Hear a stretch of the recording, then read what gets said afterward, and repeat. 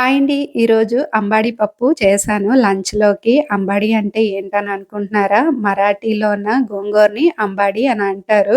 Vegetable ఆయనైతే తీసుకొచ్చారు. అంబాడి కావాలని అడిగారు. అంబాడి అంటే ఏంటని అనుకున్నాను.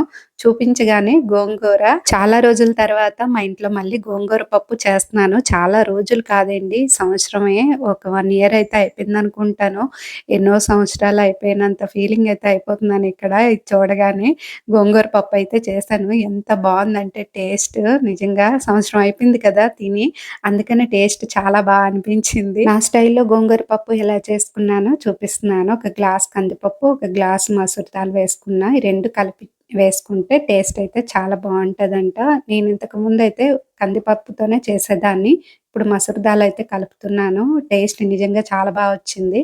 గోంగూర వేసుకున్న, 2 టమాటాలు, 2 పచ్చిమిరపకాయలు, పసుపు, కారం ఇంకా వాటర్ వేసుకొని, కొంచెం ఆయిల్ వేసుకొని 3 విజిల్స్ వరకైతే ఉంచుకున్నాననమాట. చూసారు కదా! మెత్తగా ఉడికిపోయింది. చాలా వచ్చింది పప్పయితే. నేను పప్పు రెసిపీస్ చేశానంటే లాస్ట్‌లో తాలింపయితే వేస్తాను. ఆ టేస్టే వేరే లెవెల్‌లో ఉంటది. చాలా బావుంటది. ఇంకా ఇదైతే మెత్తగా చేసుకున్నాను. చూసారు కదా! ఇలా చేసుకున్నా. చాలా బావుందండి. బాగా వచ్చింది పప్పయితే. మీరు కూడా ఒకసారి ట్రై చేయండి ఇలా గోంగూర పప్పుని. ఇంకా స్టవ్ మీద కళాయి పెట్టుకొని కొంచెం ఆయిల్ వేసుకొని ఫస్ట్ అయితే ఆనియన్స్ వేసుకుంటున్నాను. మీడియం సైజ్ ఒక ఆనియన్ తీసుకున్న. సన్నగా కట్ చేసుకోవాలి. కట్ చేసుకున్న ఆనియన్స్ అయితే ఆయిల్‌లో వేసుకొని ఫ్రై చేసుకోవాలనమాట. బ్రౌన్ కలర్‌లో వచ్చినంత వరకైతే ఫ్రై చేసుకోవాలి. టేస్ట్ అయితే చాలా బావుంటది.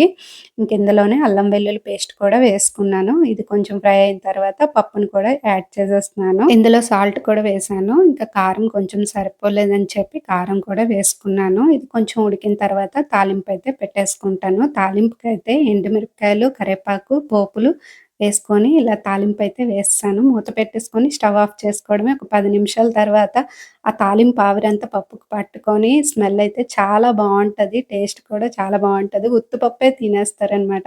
ఇక్కడ మా ఆయన కూడా అదే చేశారు. లంచ్‌కొచ్చారు గదా!